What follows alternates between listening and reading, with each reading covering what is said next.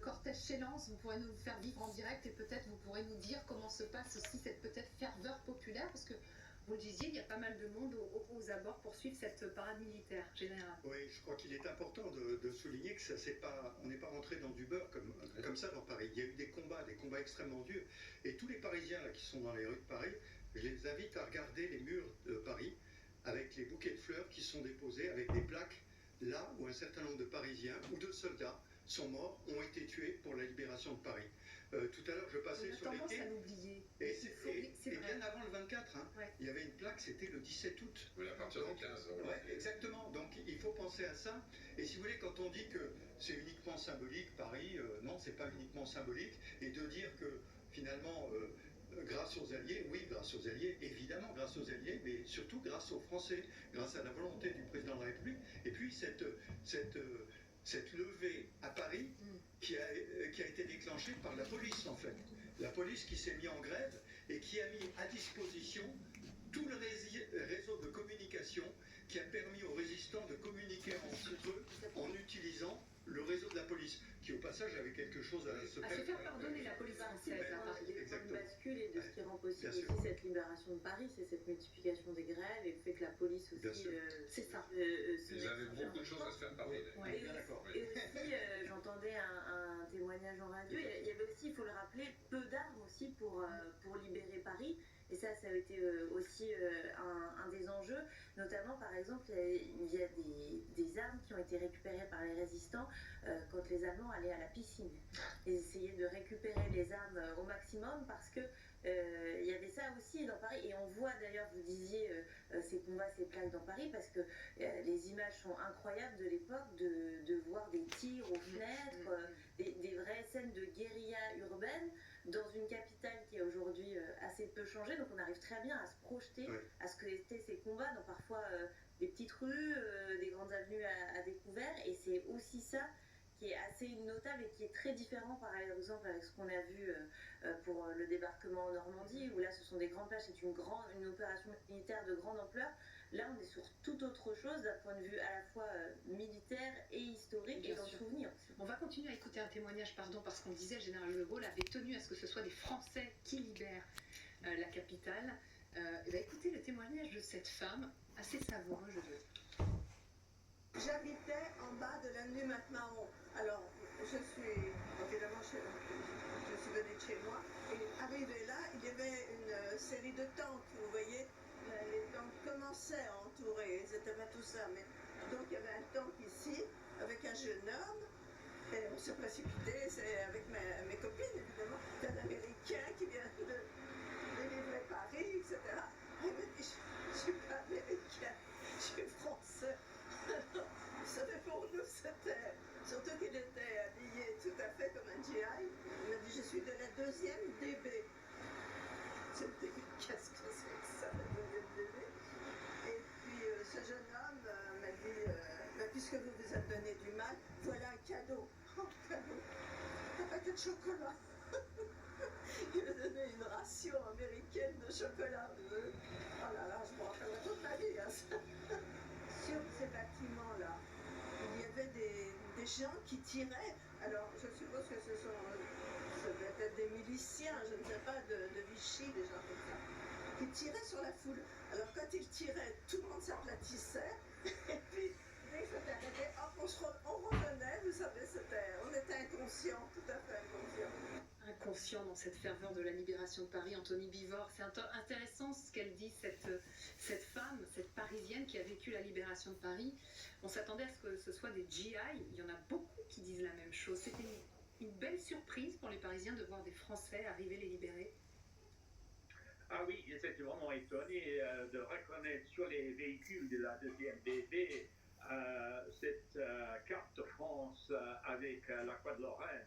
Et ils avaient reconnu que c'était des Français, pas seulement des Alliés.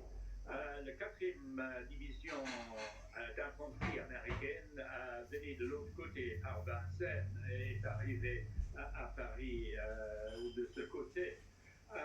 Mais pour la grande majorité, c'était le moment où on voit vraiment la libération, c'est-à-dire l'arrivée des forces françaises.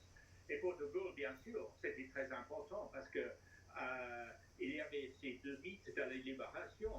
Il y avait l'ordre républicain du côté des gaullistes et bien sûr, il y avait le mythe des communistes, les batailles de rue, les barricades, etc. Et bien sûr, c'était la version gaulliste qui avait remporté la victoire en saisissant les bâtiments symboliques de l'ordre républicain, l'hôtel de ville et d'autres, que vraiment c'était la République qui s'était installée et pas forcément l'idée communiste d'amener la libération à la révolution. Et les communistes n'étaient pas au courant à l'époque que Staline était tout à fait contre, parce que lui, il avait besoin de l'aide américaine, du Lend-Lease, et il ne voulait pas une révolution pendant la guerre, pendant le moment où les armées alliées étaient en train d'avancer vers le Rhin. Donc il avait supprimé toute idée de révolution à ce moment. Effectivement. Merci beaucoup, Anthony Bivor. On le voit, mais vous le dites tous, c'est pas dénué de polémique, c'est pas dénué de tension, c'est pas dénué de bras de fer. Quand est-ce qu'on a l'habitude de dire que la libération de Paris commence le 19 août? Est-ce que vous diriez la même chose ou un peu avant? Parce que vous aviez avancé même le 15. Oui, ça se déclenche le 15 et ça s'intensifie. 14-15, Ça s'intensifie à partir du 19. Ouais, voilà. On peut même voir des manifestations dès le 14 juillet 1944, où petit à petit monte dans Paris une très grande colère. Elle s'explique par l'état déplorable en fait de Paris qui est au bord de la famine. Très souvent, on raccourcit en disant, et on le trouve sous des écrits américains ou allemands, que Paris était une sorte de paradis sur terre, de repos du soldat et tout ça. Pas du tout. La situation à Paris à l'été 44 est absolument dramatique. Avec des restrictions, des pénuries. Si vous me permettez juste de vous donner quelques chiffres pour vous resituer, pour expliquer pourquoi dans le témoignage qu'on a entendu, la boîte de chocolat est quelque chose que les enfants vont apercevoir. Paris, en août 44, c'est 25 000 nourrissons au bord de mourir parce qu'ils ne sont pas assez nourris. Il fait une chaleur extrême en plus. Il fait une chaleur extrême. Pour vous donner là aussi quelques chiffres, le salaire moyen dans Paris occupé, c'est 2400 francs de l'époque et une tranche de viande coûte 100 francs. Un œuf, 20 francs et 500 grammes de beurre, 1000 francs. Donc vous avez aussi cette dimension d'une ville qui, les Parisiens n'ont droit qu'à 2 heures par jour de gaz et d'électricité. Le métro, c'est 4 rames par heure.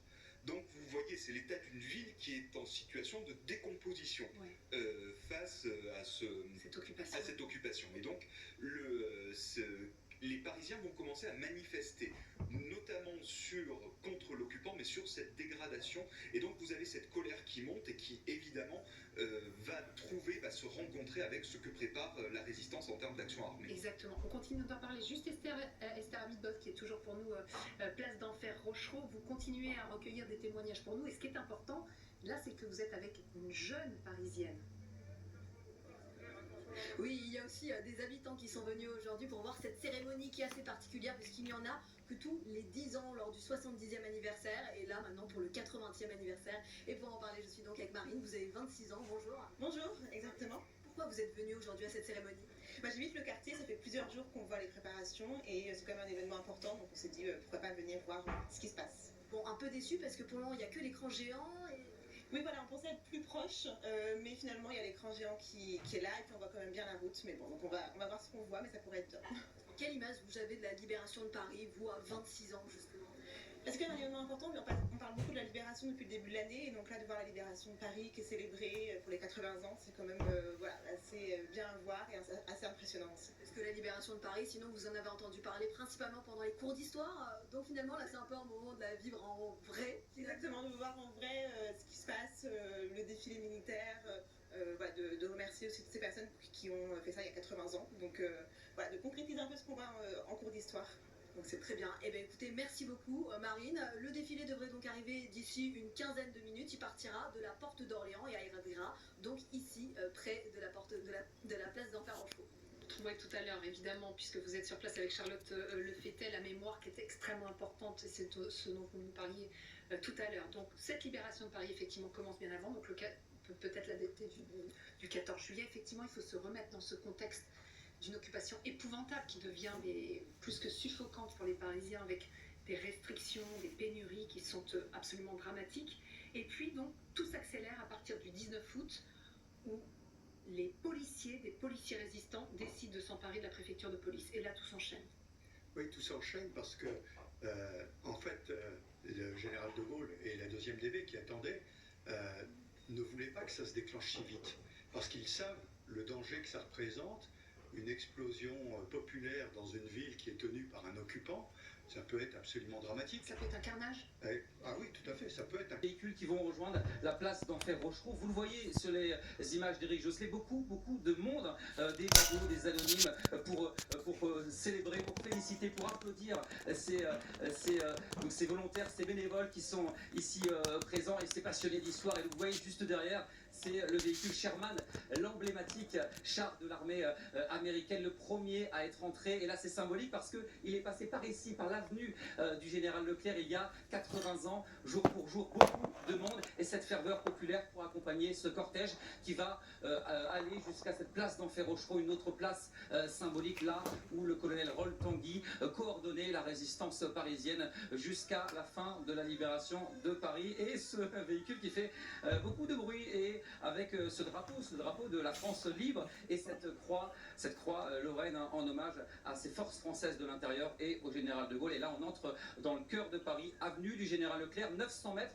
On rejoint juste après le niveau d'Alésia et après on empruntera les derniers 100 mètres pour arriver sur cette place d'Enfer Rochereau. Place d'Enfer Rochereau parce que c'est pas possible de l'organiser place de l'Hôtel de Ville. Non, tout à fait, à cause des structures qui sont encore présentes pour les Jeux paralympiques. Je voulais juste revenir un petit clin d'œil. Si l'avenue du Général Leclerc est, elle, très longue et traverse une bonne partie du 14e arrondissement, l'avenue du Général Roll Tanguy, elle est toute petite. Oui. Peut-être vous pouvez nous expliquer cette différence d'hommage entre le général Leclerc et le colonel Roll Tanguy.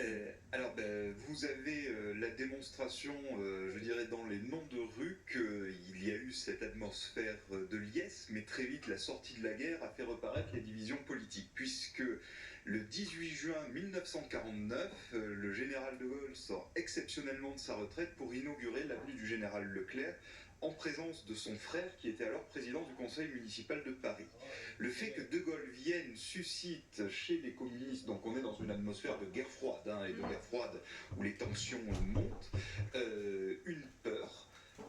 Et par conséquent, vous allez avoir les militants gaullistes qui attendent le général de Gaulle, les militants communistes qui viennent protester contre la venue du général de Gaulle et menacent et la menace, on parle même de menace de putsch, à tel point que le ministre de l'Intérieur de l'époque, qui s'appelait Jules Mock, commande aux escadrons de CRS, depuis, peut-être on le verra, le clocher de l'église Saint-Pierre de Montrouge. Donc c'est un des moments, le 18 juin 1949 est un des pires moments de l'histoire de la guerre froide à Paris, en termes d'affrontement, parce que c'est vraiment des forces politiques dressées l'une contre l'autre, contre la 4ème République, et par conséquent, il est resté les murs de Paris, les noms de rues et les plaques sont un enjeu politique parce que c'est contrôler la mémoire, c'est aussi adresser un message au présent. Ce qui explique aussi qu'il a fallu attendre très très longtemps avant qu'il y ait des écoles ou des places ailleurs qui s'appellent 2002, tout à fait. Et Jacques Chirac qui inaugure cette et de même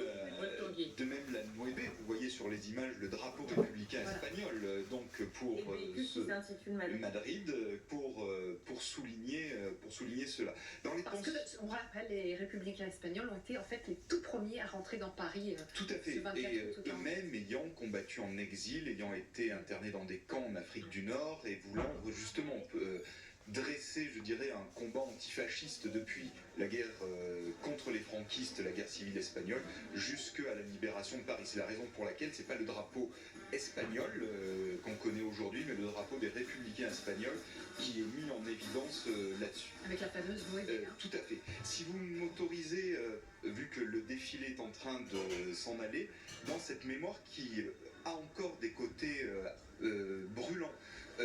En 1977, la statue du général Leclerc, où a eu lieu l'hommage, qui vous avez pu voir sur les images, avait été plastiquée par des néo-nazis.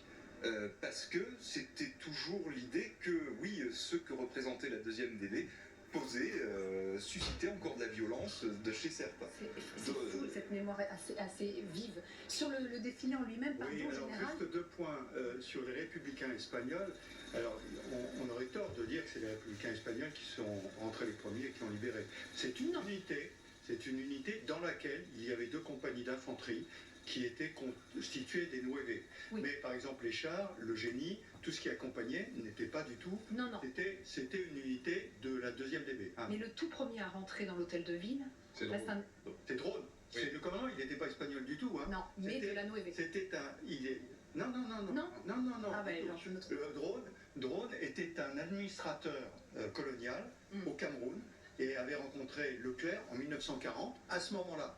Et donc il le connaissait très bien. D'accord. Et c'est parce qu'il se connaissait très bien que le général Leclerc lui a donné cet ordre, parce qu'il avait confiance en lui. C'est là où, si vous voulez, dans les ordres militaires, c'est extrêmement important parce que ça permet de voir que ça dépend des hommes aussi. Le général Leclerc avait besoin d'envoyer en avant une unité dans laquelle il avait confiance, c'était Drone, et Drone a constitué son groupement avec du génie, de l'artillerie. Et là, les Moi, drapeaux un petit mot français. sur les véhicules, ça c'est un MM8, les véhicules qui défilent là, vous voyez, ça va pas me rajeunir, mais ma génération a connu ces véhicules en dotation dans l'armée française.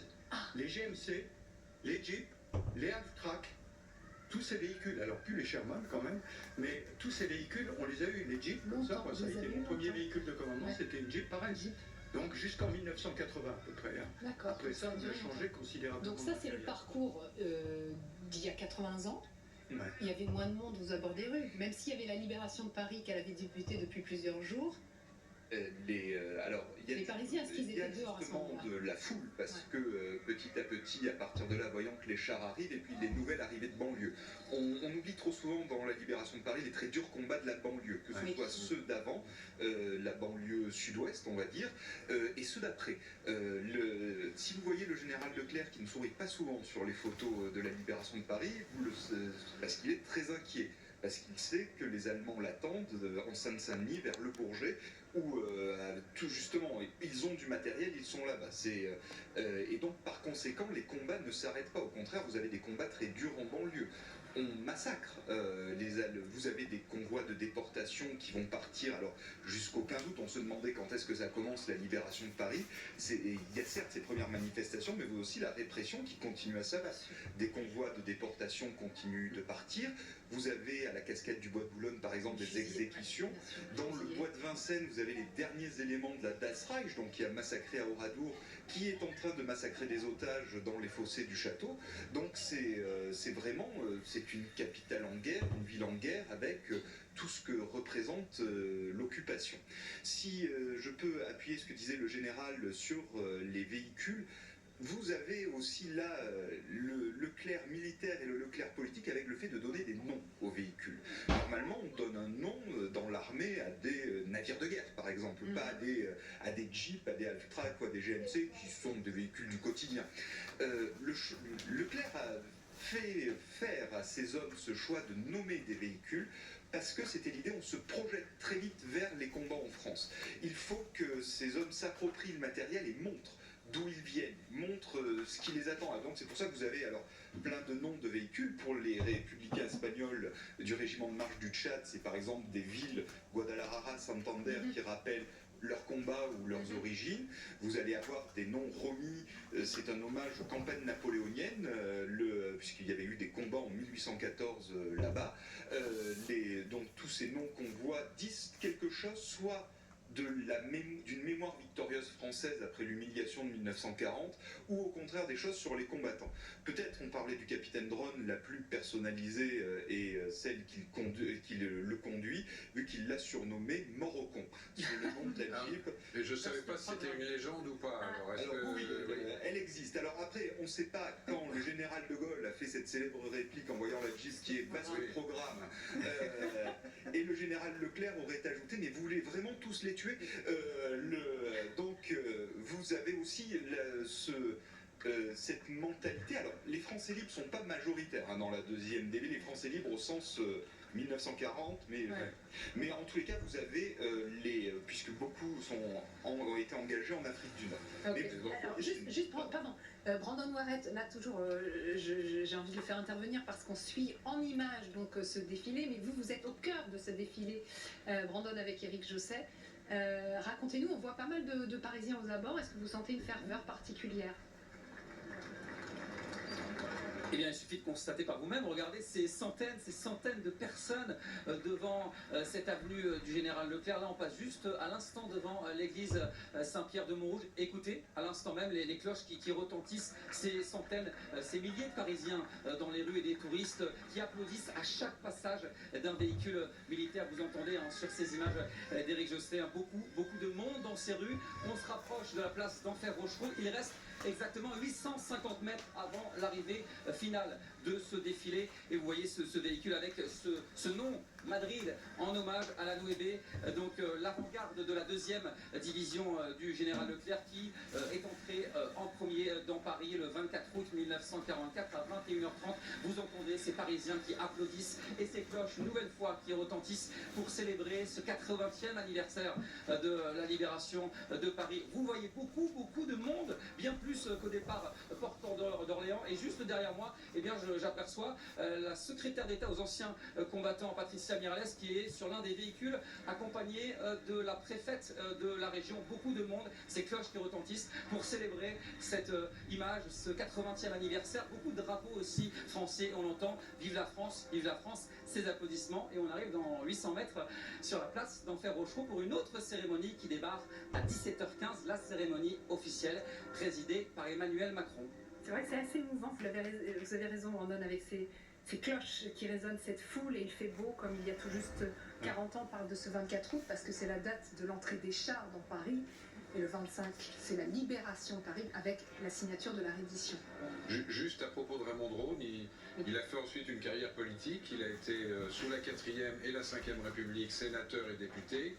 Et il s'est rendu célèbre aussi politiquement parce que dans les années plus 53 ou 54, il a eu une altercation avec François Mitterrand à l'Assemblée nationale. François Mitterrand, ministre de l'Intérieur sous la 4e République à ce moment-là, parce que Raymond Drône a parlé à la tribune de la francisque de François Mitterrand. Mitterrand a dit c'est faux, Drône a répondu c'est vrai, et c'est drôle qu'il avait raison, puisque à ce moment-là on n'en parlait pas beaucoup, mais on sait qu'effectivement François Mitterrand a reçu la francisque. Puisqu'il faisait donc sa personne au maréchal Pétain, c'était le serment qu'il fallait signer pour recevoir la francisque, même si certains, dont lui, disent que c'était le moyen d'avoir une couverture, puisque premier semestre 43, il avait commencé timidement à rentrer dans la résistance, mais en tout cas, c'est vrai qu'il a reçu la francisque à l'automne 43. Si vous m'autorisez, on parle beaucoup de cette avant-garde avec le capitaine Drone. Il est intéressant de voir les véhicules qui suivent. Dans la Jeep qui suit celle de Raymond Drone, il y a un futur Premier ministre français, Pierre Messmer, qui arrive pour installer l'état-major du général Koenig, qui devient donc le héros de Bir Hakeim, qui va ensuite devenir gouverneur militaire de Paris. Pierre Messmer raconte dans ses mémoires qu'on parlait tout à l'heure de l'ignorance dans laquelle les Parisiens étaient de ce qui se passait. Son premier geste en arrivant dans Paris, c'est de faire sa mission, d'entrer dans les Invalides vides, pour installer le gouverneur militaire, et il trouve un téléphone, et la première chose c'est de dire à sa famille qu'il est vivant. Et la première question a été mais où tu étais durant 4 ans, et d'expliquer voilà la France libre et tout cela. Donc alors Pierre Messmer gardera, quand on lit le témoignage, un souvenir aussi très amer de la libération de Paris, avec la liesse qu'il a vu, qu'il a vécu, mais aussi avec les divisions, ce qu'il entend de ce qu'il s'est passé. Parce que pour ces Français libres, le retour a été quelque chose de très compliqué, voire de très déprimant. C'est pour ça que beaucoup d'ailleurs vont même quitter la France après, parce que ils découvrent quelque chose dont eux non plus n'étaient pas informés. Ils sont un peu déphasés, ils ne savent pas ce que c'est des tickets de rationnement, une commande en tour. Ils étaient sur les champs de bataille en Méditerranée ou ailleurs. Et par conséquent, il y a un phénomène de redécouvrir ce pays avec ce qu'il a pu avoir d'héroïque, mais avec toutes les petitesses qu'on a dit de la répression, de la collaboration et tout ça. Vous avez eu aussi, c'est chez Français Libre, une forme d'incompréhension vis-à-vis de cette France qu'ils sont pourtant en train de libérer. Et sans doute la compréhension va encore plus augmenter après la guerre. Et c'est pour ça que certains vont faire le choix, parce que vont essayer de transformer cette désillusion en engagement politique. C'est pour ça que beaucoup vont s'engager en politique, notamment aux côtés du général de Gaulle. D'autres, au contraire, vont dire qu'ils ne veulent plus habiter dans ce pays. Donc c'est si vous voulez, les gaullistes qui sont là depuis juin 40 vont avoir cette double attitude vis-à-vis de cette France qui vraiment ils le redécouvrent. C'est jamais tout blanc ou tout noir de toute façon, on le sait. Oui, non, simplement un petit mot. Vous voyez le véhicule qu'on voit là, c'est le même véhicule que le président de la République aujourd'hui pour passer les troupes en revue. Le véhicule qui est devant, le gros véhicule là, le command car, ce qu'on appelle le command car. Aujourd'hui toujours, enfin c'est pas le même, mais c'est la même version. Et pour tous ces véhicules, en fait ce sont ceux qui ont équipé l'armée française pendant les 30 années qui ont suivi la guerre. En Indochine, en Algérie, il y avait ces véhicules-là qui avaient été achetés par la France auprès des États-Unis, d'abord donnés, mais c'était un pré-bail, donc il fallait le payer. Et ce sont ceux qui ont servi en Indochine et en Algérie. Et je vous dis, jusqu'aux années 80, il y avait des véhicules de ce type dans l'armée française. Que vous avez connu. Vous parliez d'ignorance des Parisiens au moment de la libération, c'est assez intéressant. On entendait cette Parisienne qui témoignait tout à l'heure en disant la deuxième DB, mais qu'est-ce que c'est que ça? Écoutez, un autre témoignage dans ce sens. C'est la gentillesse du commandement américain de laisser passer l'armée Leclerc, des soldats qui étaient de chez nous, quoi, des gars de chez nous. Ça a fait tilt. Les gens étaient comme dingues, indescriptibles. Je vous dis, le soir, tout le monde était comme ça. Bon, voilà, c'était l'émotion, mais effectivement, il y en a plusieurs qui racontaient, qui témoignaient du fait que la deuxième DB, c'était pas un nom qu'ils connaissaient forcément. Mais voilà, cette émotion extrêmement forte, je le disais, c'est extrêmement difficile de l'imaginer aujourd'hui. Alors nous, on a tous parlé parisiens ou peut-être touristes qui est devenu donc à Paris cet été, de cette liesse, de ce Paris transformé pendant les Jeux Olympiques. C'était extrêmement émouvant, c'était bouleversant de le vivre vraiment, parce que c'était un extrêmement beau moment à vivre, mais qui n'est sans commune mesure, bien évidemment, et je ne veux pas faire de comparaison, ce serait extrêmement trivial de ma part, mais avec ce qui a été vécu, vous voyez cet homme qui a encore les larmes aux yeux, qui parle de cette libération, de cette les gars de chez nous. Ce qui est très important dans ce qu'il dit, c'est les gars de chez nous. Voilà, c'est-à-dire qu'effectivement, les Américains ont débarqué en Normandie, ils ne s'attendaient sans doute pas à être libérés par des Français.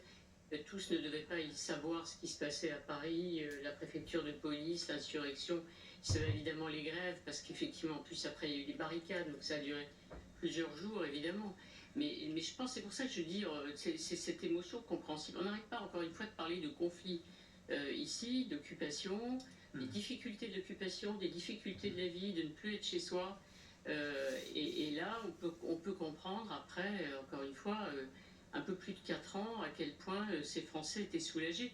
Et soulagés de voir les gars de chez nous, c'est-à-dire qu'il y a une armée française qui n'était pas celle qui avait capitulé, qui avait été obligée de capituler avec le maréchal Pétain, et qui revenait là pour les libérer. Donc c'était une fierté française aussi, une fierté pour les Français de voir qu'effectivement ils étaient libérés par des Français. Bien sûr. Donc ça, je trouve que c'est très important, et ce qui explique beaucoup l'émotion. Évidemment, alors on parle des divisions, on parle des rivalités à l'intérieur des mouvements de la résistance, du risque communiste qui a fait précipiter effectivement pour le général de Gaulle les nécessités d'arriver à Paris. Mais pour les Français, c'était pas ça. C'était l'idée de se retrouver à la maison, et encore une fois avec des soldats français. Après, il y a l'arrivée des soldats américains, c'est un autre. Bien sûr, en soutien avec les soldats américains, cette libération, bien sûr. C'est effectivement très important ce moment pour les Français. Ouais, c'est le général de Gaulle qui avait tenu à ce que ce soit des Français qui libèrent Paris. Oui, bien sûr. Et alors la particularité des forces françaises, il y avait la deuxième DB qui était sous commandement américain complètement. Oui. Et puis le débarquement du 15 août de Provence, Au contraire, là, c'était une armée française importante, hein, avec le général Delattre. Il faut se souvenir les petites histoires. Le général Delattre était un ancien du général de Gaulle à Saint-Cyr. Ils se connaissaient très bien. Et quand vous savez que le général Delattre est resté dans l'armée d'armistice jusqu'en 1942, il a cherché à résister, puis il a été emprisonné, il a réussi à s'évader, et quand il s'est présenté devant le général de Gaulle, donc en 1942 et quelques, il s'est présenté devant le général de Gaulle, le général de Gaulle lui a dit « Ah, enfin !» Parce que ça faisait 2 ans qu'il l'attendait. Alors qu'un Leclerc était dès le départ. Et vous avez, toutes ces petites histoires sont intéressantes. Le maréchal Juin, Koenig, tous, ils se connaissaient tous. Ils s'étaient connus avant la guerre. Juin a commandé des unités en 1940. Le général Delattre commandait la 14e division d'infanterie, qui s'est extrêmement bien battue et qui a réussi à récupérer toute son armée dans l'armée d'armistice. C'est pour ça que le général Delattre, à l'époque, pensait encore que derrière le maréchal, il allait y avoir une revanche, ce que De Gaulle ne croyait plus du tout. Donc c'est intéressant de voir tous ces rapports, et donc la place de l'armée française dans la première armée qui remonte le Rhin, qui remonte le Rhône, pardon, qui s'arrête au Rhin, et là, eh bien, les Américains disent « stop, fini ». Et là, le général Delattre, avec bien sûr l'accord du général de Gaulle, dit non, nous on va là-bas. Et donc il a fallu qu'il négocie le carburant, comme vous disiez pour la deuxième DB, les ponts pour franchir le Rhin, etc. Et le général de Gaulle, lui, le 6 juin, ça l'intéressait pas trop. Ce qui l'intéressait, c'était le débarquement du 15 août. C'était ça, où l'armée française était présente. Esther Abitbol, donc toujours place d'Enfer Rochereau avec Charlotte Lefayette. Et vous rencontrez donc des Parisiens qui sont venus assister à la cérémonie. Racontez-nous.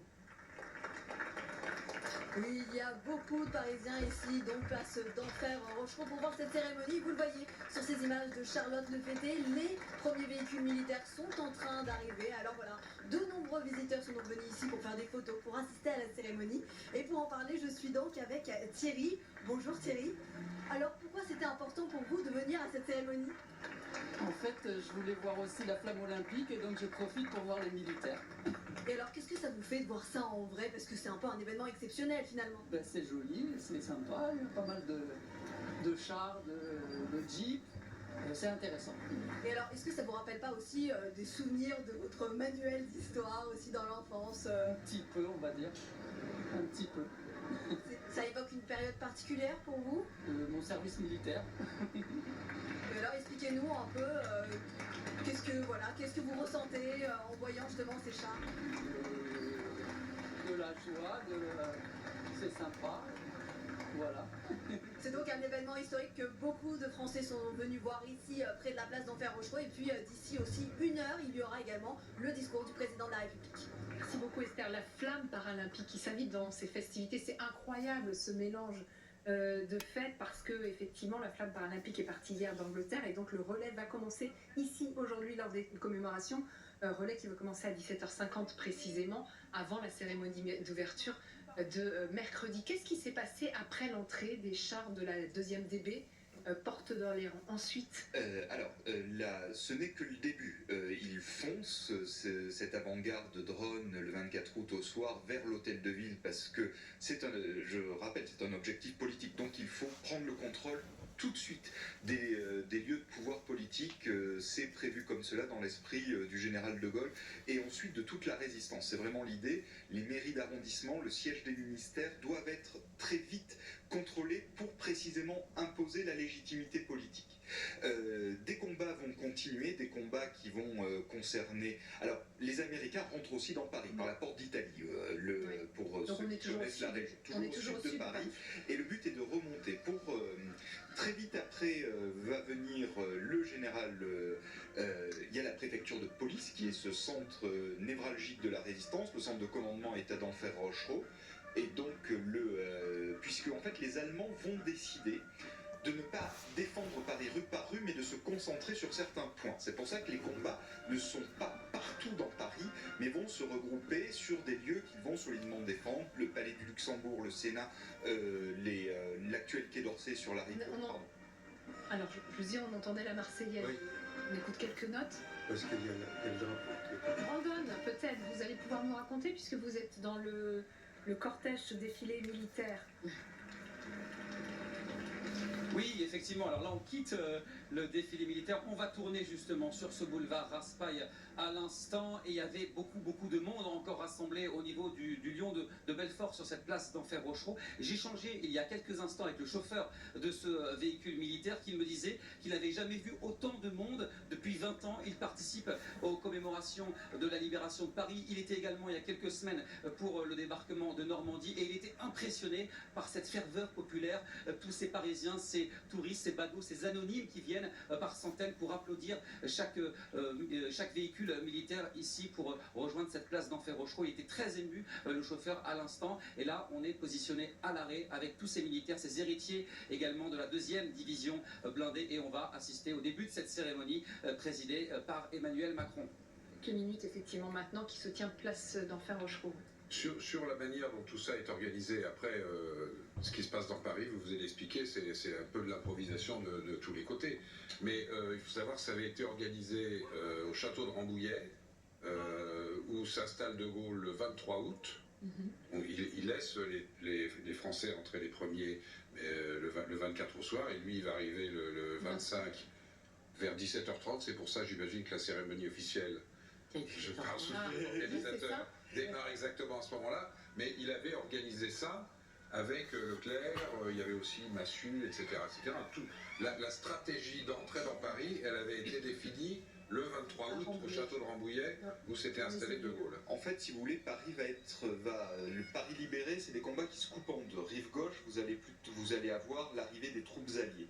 Rive droite, là, cette fois-ci, c'est l'insurrection, qui est là avec notamment ce geste politique séculaire en France pour montrer la révolte, qui est la barricade.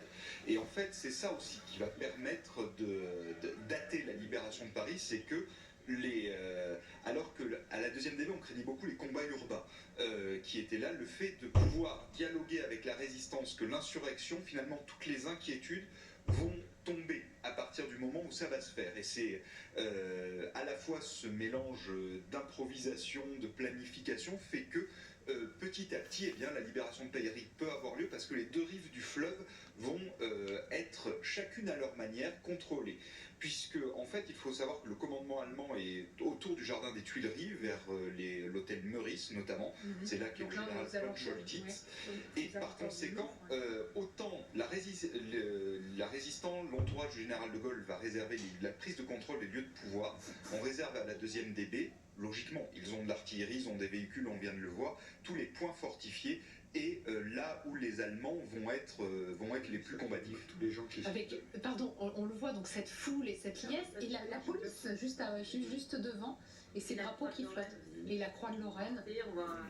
Mais c'est là, sur ces images-là, c'est là qu'on se rend compte qu'il y a une foule incroyable, compacte. Alors que c'est pas, à la différence peut-être du débarquement de Normandie ou des choses comme ça, c'est un événement aussi qui est moins connu, moins célébré, qui intervient dans une période aussi de fin de vacances.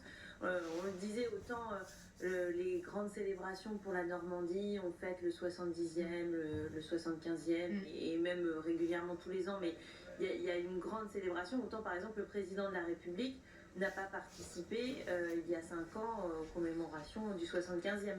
Donc c'est assez fort, assez émouvant de voir cela, parce que c'était pas garanti qu'un dimanche... Vous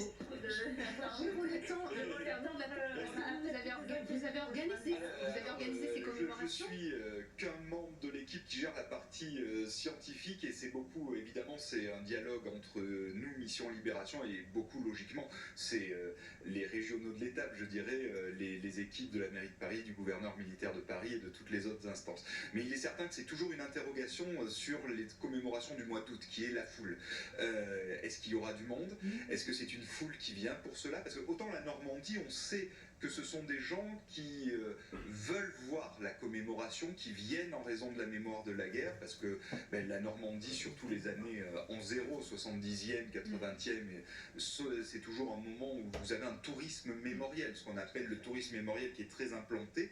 Et là, beaucoup d'Américains. Tout à fait, et de Britanniques aussi, et par conséquent, il y a tout ce travail de terrain, tandis que pour les autres commémorations, c'est aussi le cas pour la Provence, c'est qu'elle est comment une commémoration va arriver dans cette période estivale, c'est toujours une interrogation. Donc là, vous êtes agréablement surpris? Ah, tout à fait, oui. Enfin, je pense que mes collègues, eux, en ce moment, sont sur les dents parce que c'est vraiment une grande foule, mais moi, de ma place plutôt confortable, je suis agréablement surpris. Donc c'est 80 ans de la libération de Paris, donc c'était il y a 80 ans, jour pour jour, que l'Allemagne nazie donc signait cet acte de reddition pour libérer la capitale française. Vous êtes je disais, c'est intéressant sur l'écran de voir le parallèle des images entre les images d'il y a 80 ans, la libération de Paris, et la foule, parce que c'est assez impressionnant, effectivement, un dernier dimanche d'août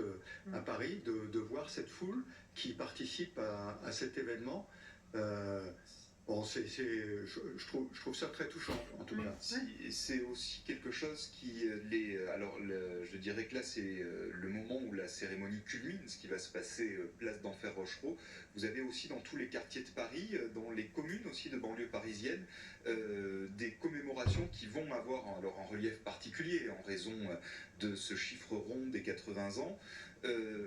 Aussi de cette inquiétude que nous on a vu aussi arriver à la mission à travers les projets, c'est l'impression qu'il faut faire très vite un dernier inventaire avant qu'une forme d'oubli s'installe avec les derniers vétérans. Donc il y a autant on parlait des figures des grands chefs tout à l'heure. Moi, ce qui m'a vraiment étonné dans les différentes réunions qu'on a pu avoir à la mission des 80 ans, c'est une volonté répartie sur l'ensemble du territoire, portés par des associations, par des municipalités, aux couleurs politiques radicalement différentes, qui étaient tous sur ce thème. Trouvons les dernières figures oubliées, dévoilons certaines actions pour faire ressortir tel ou tel engagement, tel ou tel exemple.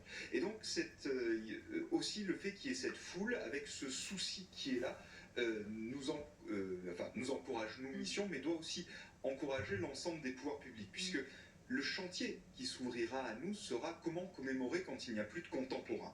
C'est pas forcément quelque chose d'inquiétant, on le fait avec la Première Guerre mondiale, mais en tous les cas, sur la Seconde Guerre mondiale, en raison de tous les traumatismes que ça charrie, qu'il peut y avoir derrière, de ce souvenir où ceux qui fédèrent d'un côté, ceux qui clivent de l'autre sont en permanence mélangés, noués parfois, on ressent dans les projets qui sont déposés, à Paris, comme dans plein d'autres communes de France, une véritable volonté autour de « il faut qu'on se souvienne » et qu'on dévoile l'ensemble du souvenir. Et sur les images qu'on voit en noir et blanc là, à droite de l'écran, Général de Gaulle lui-même, c'est la descente des Champs-Élysées qu'on a vue d'ici un instant le 26 août, puis après il va y avoir le Tédéum à Notre-Dame. Mais le général de Gaulle lui-même a été frappé par la foule. Il ne pensait pas qu'il y aurait une telle foule. Et dans ses mémoires, il parle de la marée, de la houle humaine, etc. 2 millions de personnes. Hein. Voilà. Et les 2 millions, c'était 2 millions, peut-être quelques exceptions, mais vraiment totalement marginales. C'est la première fois qu'il voyait le général de Gaulle. Bien sûr. Voilà. Jusqu'à début juin, où il a été nommé sous-secrétaire d'État, dans le gouvernement Reynaud, personne ne connaissait. Il avait écrit quelques bouquins de stratégie militaire, pardon, c'était pas en tête des ventes de livres. Général. Simplement sur la mémoire, je crois que vous le disiez tout à l'heure, parler à vos grands-parents, parler pour avoir ces mémoires-là. Mais moi, il y a quelque chose qui me rend très optimiste, c'est de voir les écoles. Les écoles sont très mobilisées autour de ces sujets-là, et aujourd'hui, je le vois, dans les cérémonies au monument aux morts, pour les différents événements, il y a beaucoup de maîtres d'école qui amènent les enfants et qui en font un sujet d'étude. Et je crois que c'est très très important. Pour moi, les commémorations pour 14-18, ils faisaient quelque chose de très très simple. C'était de prendre les noms sur les monuments aux morts et de retracer l'histoire de ces noms.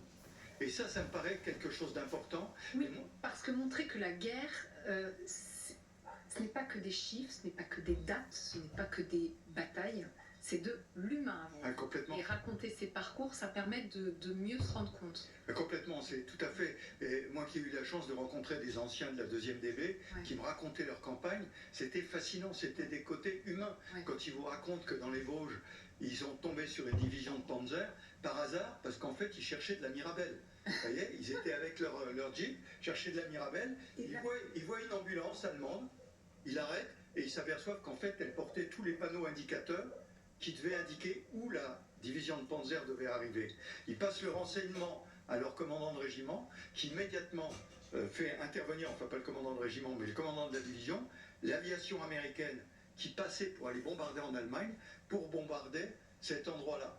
Et quand je vous racontais avec le type qui était dans la Jeep, à cet endroit-là, à ce moment-là, et qui vous raconte que, bah oui, on était là pour chercher de la Mirabelle, et puis on est tombé sur les panneaux indicateurs de la Panzer Division, c'est extraordinaire. Et ils vous font ça avec une humilité extraordinaire. Toujours, ouais. Mais on comprend bien l'histoire que par ce biais-là. Ouais. C'est comme ça aussi qu'on peut intéresser les enfants à l'histoire, c'est en racontant des véritables histoires, des destins, des anecdotes. Si je peux ajouter et prêcher un peu pour ma profession, aussi quelque chose de très important, c'est les archives que peuvent, soit celles qui sont ouvertes, mais aussi celles que peuvent avoir les gens. On retrouve encore aujourd'hui des photos totalement inédites, des textes de lettres par exemple qui ont pu être écrites, des carnets de témoins.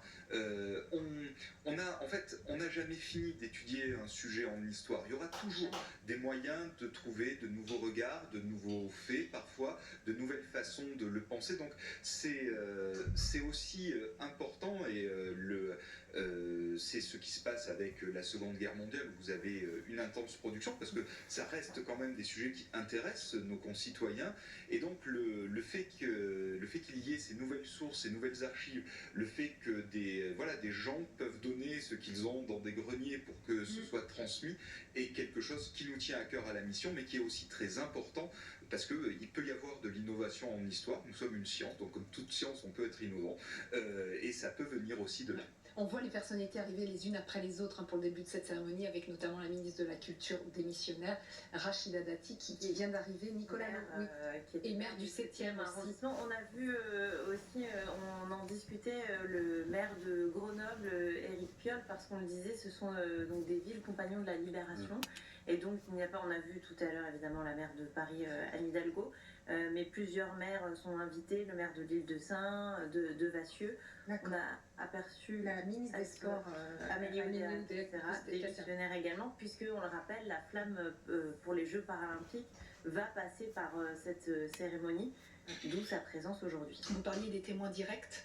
Nicolas Laurent, l'un de nos journalistes, donc place d'Enfer Auchereau, et justement avec un vétéran, Nicolas. Avec l'un de ces héros, effectivement, qui est entré dans Paris il y a maintenant 80 ans. 80 ans, on va rejoindre Serge, bientôt 100 ans. Racontez-moi un petit peu comment vous vous sentez. Vous faisiez partie du régiment de la Marche du Tchad. Ça vous fait quoi d'être ici, place d'Enfer Auchereau? Je ne peux pas vous dire tellement ça me sert. Je vous sens très ému, vous aviez les larmes aux yeux tout à l'heure. Oui. Forcément, quand on voit ça, je ne m'attendais pas à ça.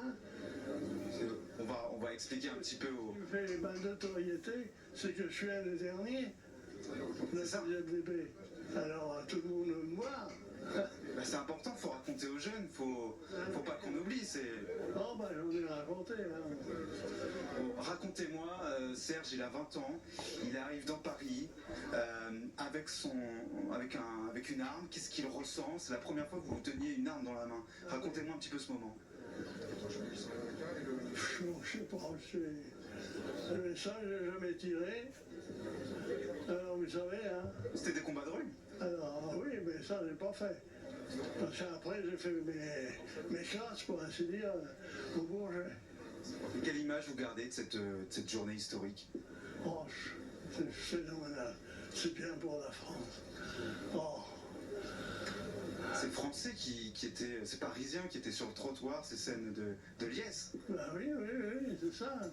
Comme je vous disais tout à l'heure, on était accueillis.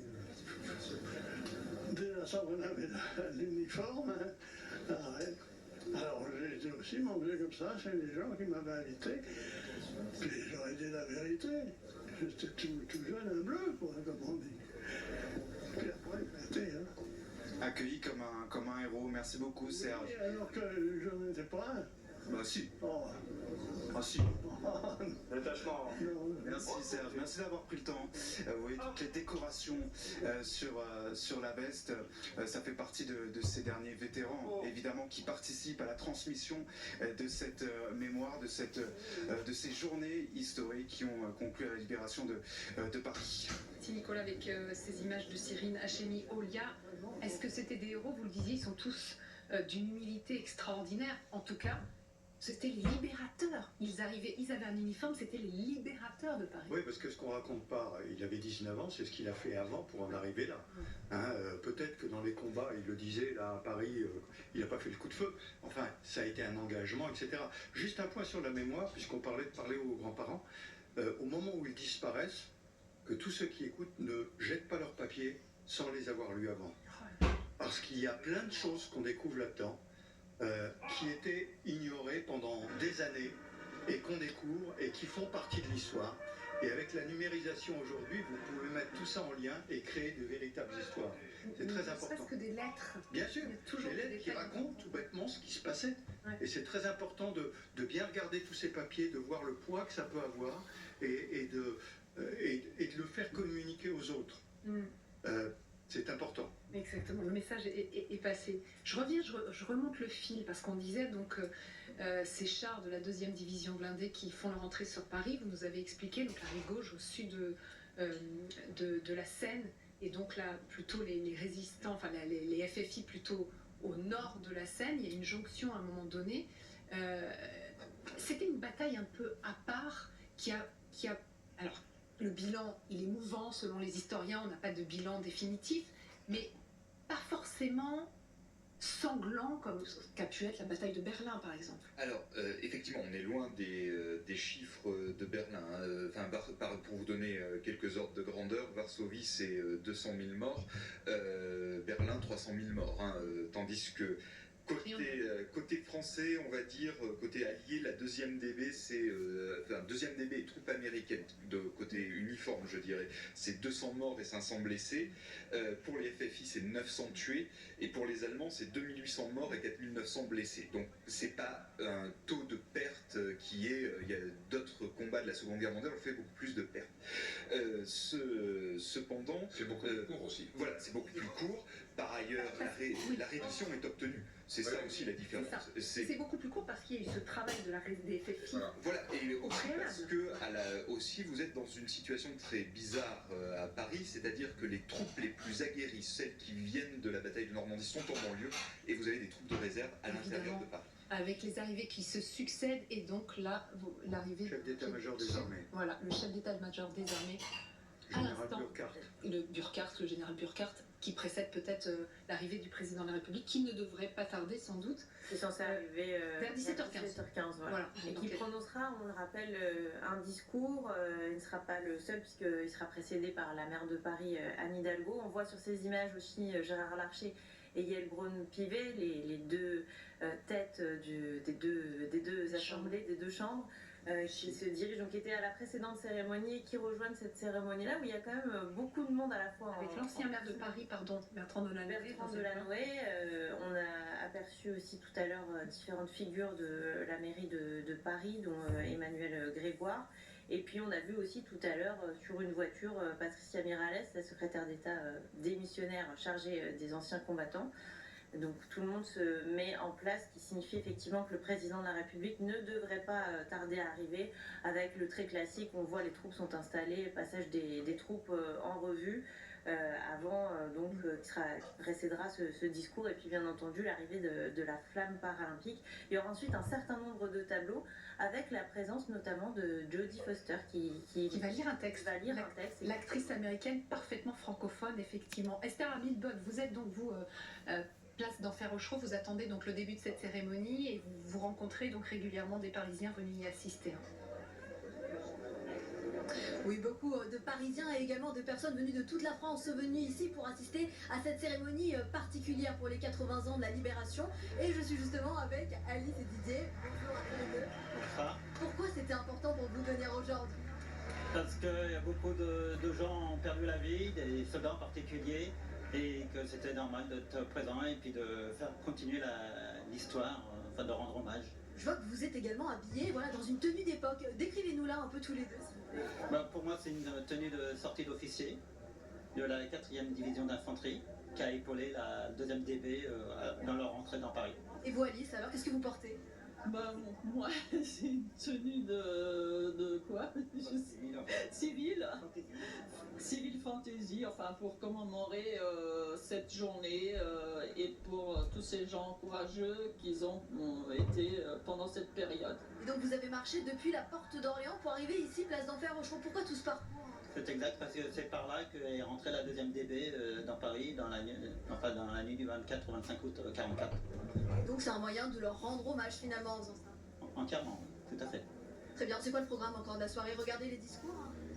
Pas vraiment, on va aller danser parce que on est un groupe d'amis qui dansent, de rock en particulier.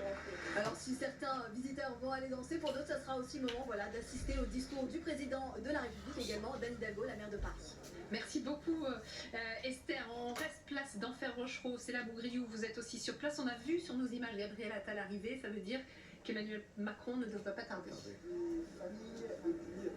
Oui, parce que c'est le président de la République justement qui va présider cette cérémonie, arrivé attendu autour de 17h15, Emmanuel Macron, qui prononcera également un discours assez court d'une dizaine de minutes. L'idée de cette commémoration, c'est aussi et surtout de rappeler l'engagement de tous ceux qui se sont levés contre l'occupation, contre le nazisme, et on aura droit aussi à une évocation historique. Alors, ce n'est pas une reconstitution à proprement parler, mais vous avez vu tous ces véhicules d'époque, eh bien, il sera question de raconter cette histoire, ce moment de mémoire extrêmement important pour la ville, mais aussi pour le pays, en 7 tableaux, une déclinaison de 7 tableaux avec des textes, avec de la musique, mais aussi quelques discours, quelques écrits qui seront lus.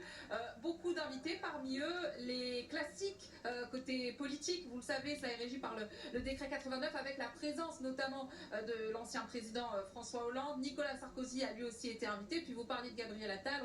On attend également Gérard Larcher, président du Sénat, avant donc cette cérémonie extrêmement symbolique. Dernière chose peut-être à noter aussi, ce que fait savoir l'Élysée via ce grand cycle de commémoration qui dure tout au long de l'année et qui se poursuivra l'année prochaine, c'est qu'il est question de n'oublier aucune mémoire, celle évidemment des Français de l'intérieur, des forces françaises qui se sont battues contre les nazis, mais aussi des alliés ou encore des étrangers, ce que Emmanuel Macron a appelé les Français de préférence, qui ont participé pour certains d'entre eux à ces combats. Et donc on attend maintenant le début de cette cérémonie ici, place d'Enfer Rochereau, parce que l'hôtel de ville, lui, était occupé pour les Jeux paralympiques.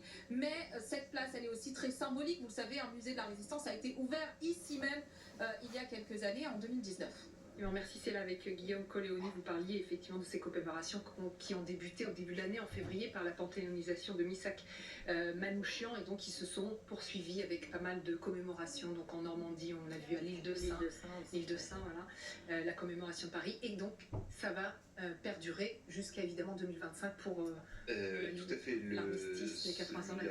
Ce cycle commémoratif a la particularité aussi d'intégrer en fait les retours qui furent le retour des prisonniers, le retour des déportés, qui furent aussi des moments très importants. Et donc le but était vraiment de certes d'aller jusqu'au 8 mai 45, mais aussi de montrer que de cette libération procèdent aussi des questions qui façonnent notre monde d'aujourd'hui, celle de l'ordre international, sur la question de l'Europe, de l'unification européenne, de l'ONU, aussi de ce qui est la question du traumatisme, qui est un sujet de recherche en histoire qui est de plus en plus présent, et d'aborder en fait tout cela en tenant compte bien sûr des dates classiques, mais aussi des thématiques qui ont permis d'émerger grâce à la recherche en histoire durant les dernières années.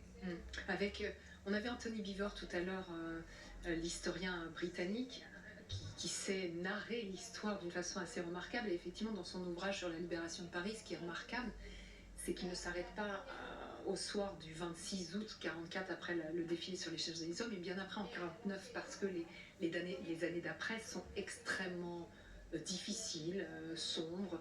Et il racontait que la liesse à laquelle on assiste il y a 80 ans, elle s'estompe très vite, Et les étrangers qui viennent à Paris au printemps 45 sont stupéfaits de la tristesse des Parisiens.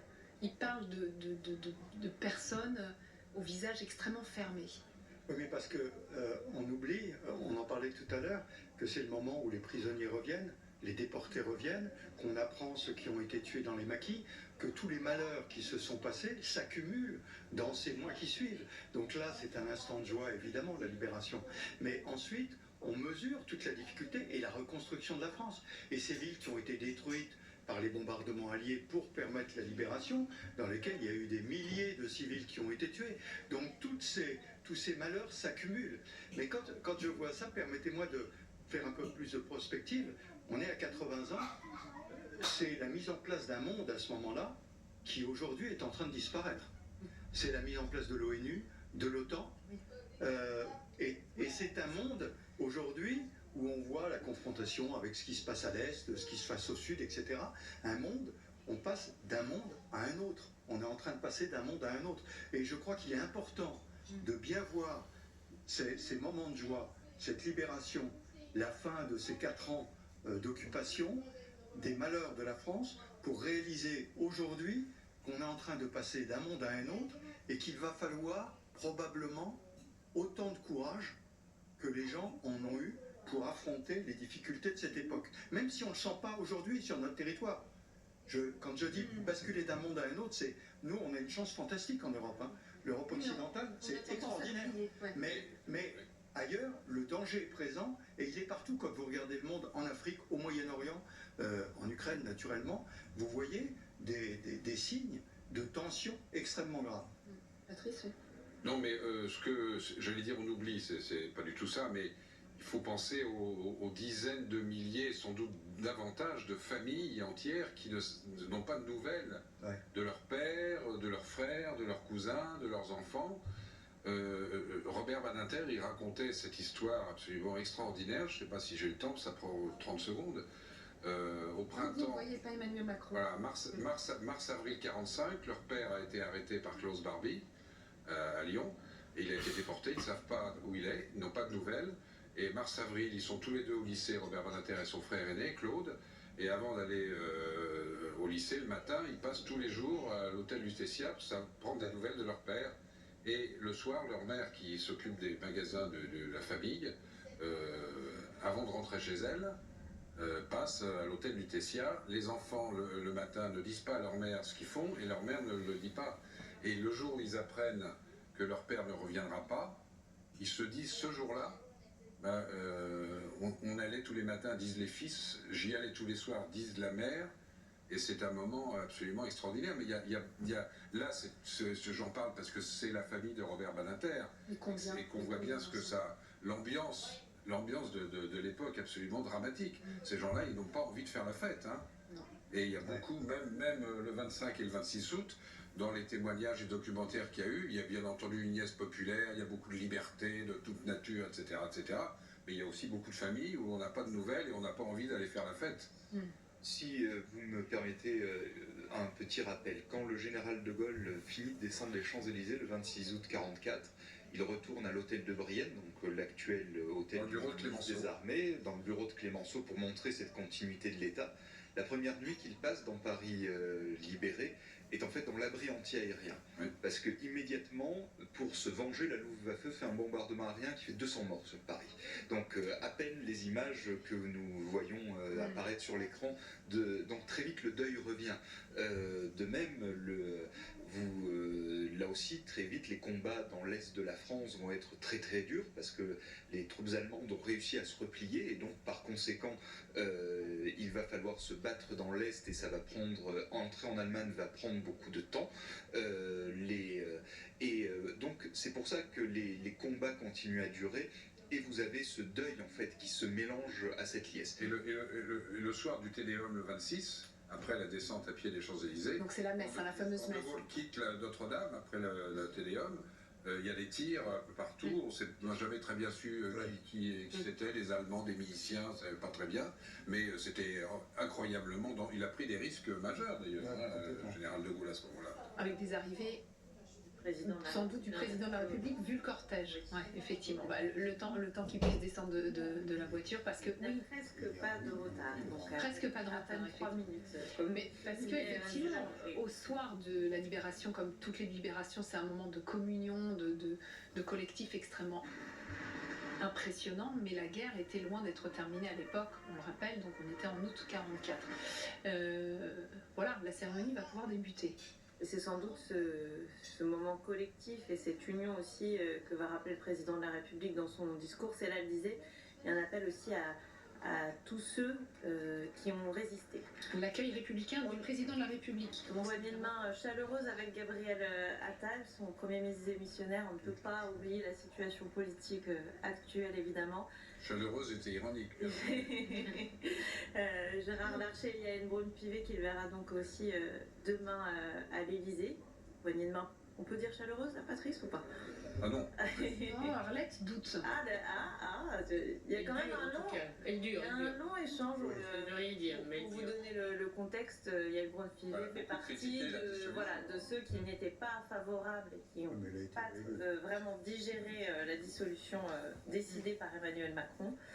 Mais ce sont évidemment des cérémonies très protocolaires dans lesquelles la politique ne fait que faire de légères apparitions. Avec la secrétaire d'État chargée des anciens combattants qui était là, donc Patricia Miralles, et là le chef d'état-major des armées, donc cet accueil républicain du président de la République avant le passage en revue des troupes, c'est évidemment, alors je ne sais pas, vous faites partie de la mission de ces commémorations, est-ce que vous avez une petite idée du message que veut faire passer Emmanuel Macron aujourd'hui, parce que Alison le disait, est-ce que c'est ce collectif qui a permis la libération de Paris qui va peut-être être mis en avant? Alors le principe qu'il y a à la mission, c'est que notamment pour la partie scientifique, c'est que les historiens, on est plusieurs, soumettent les idées aux autorités politiques, au ministère, aussi au président d'Assemblée, à toutes les autorités qui nous sollicitent, et ensuite elles sont libres. Parce que je vais faire du corporatisme 2 minutes, les historiens n'ont pas à faire tirer aux gens les leçons du passé. Ça appartient à la conscience des citoyens, et par ailleurs, nous ne sommes pas des élus du suffrage universel. Donc, par conséquent, notre rôle s'arrête à fournir une information qu'on veut L'information de qualité. Là, c'est quoi? C'est un trou d'unité? Tout à fait. C'est par exemple de savoir, de dire quelles sont les dernières avancées de la recherche, qu'est-ce qui s'est passé exactement, qu'est-ce qu'on a découvert depuis, quels étaient les enjeux, qu'est-ce qui se passe en même temps. Donc, c'est ce travail. Et ensuite, évidemment, même en matière d'histoire, on essaie autant que faire se peut d'éviter le gouvernement des experts. Donc Est-ce que vous alors là, pardon, excusez-moi de continuer sur la veine d'Alison. Avec Anne Hidalgo Gauvin, il y a un effet Jeux Olympiques, visiblement. Un rapprochement olympique, on pourrait appeler ça. Il y a un rapprochement olympique, oui, absolument. Parce qu'on rappelle on peut noter, les inimitiés entre la maire de Paris et le président de la République. Oui, et puis certains membres du gouvernement démissionnaire aussi, bien entendu, et d'une grande partie de la majorité, ex-majorité, dit groupe central aujourd'hui. Oui. Maintenant, l'heure de la revue des troupes, qu'on peut observer aussi, et ça me fait penser à ça notamment parce qu'on est sur une place et que c'est circulaire, à celle qui est faite au moment du 8 mai ou du 14 juillet, ce côté aussi accueil par le gouverneur militaire de Paris. Exactement, les présidents militaires répondent à un cérémonial immuable, enfin jusqu'à ce qu'il soit changé, mais immuable pour l'instant. Et effectivement, les troupes sont en arc de cercle et il y a des représentants de tous les corps d'armée. Et c'est la musique de la police, là, je crois, qui doit être en train de jouer.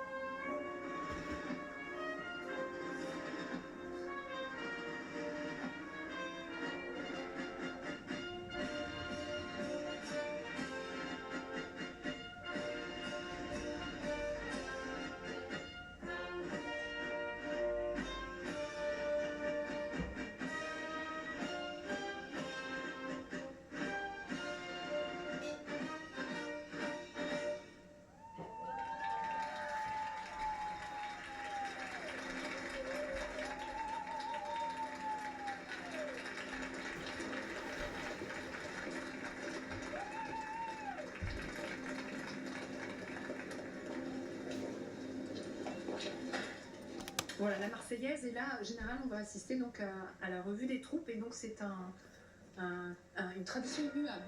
Ah oui, totalement. Il commence par le début, après le drapeau, c'est le drapeau de la garde républicaine, je crois, du premier régiment.